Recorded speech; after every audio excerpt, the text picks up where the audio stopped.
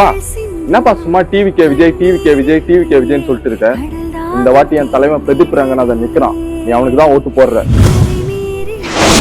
சின்ன பையா என்னடா தெரியும் உனக்கு அவரை பத்தி? 2026 தமிழ்நாட்டை கட்டி ஆண்டுட்டு இருந்த 2 திராவிட கட்சிங்க.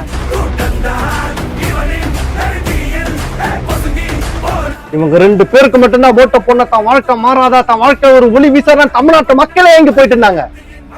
அப்பா ஒருத்தன் வந்தா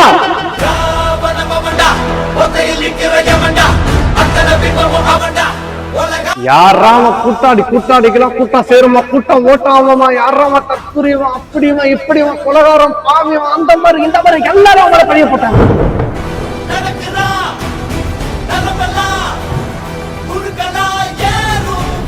எலெக்ஷன் தேதியும் வந்தது, அவன் தோப்பான்னு எல்லாம் காத்துட்டு இருந்தாங்க. என்னப்பா ஆச்சு, உன் தலைவன் ஜெயிச்சாரா இல்லையா? மே 4 டிவி முன்னாடி ஒட்டுமொத்த தமிழ்நாடு ஏன் ஒட்டுமொத்த இந்தியா ஒரு ரிசல்ட்டுக்காக காத்துட்டு இருந்தது. ஆனா 2 திராவிட கட்சிகளும் லீடிங்ல போச்சு. லீடிங்ல போச்சா?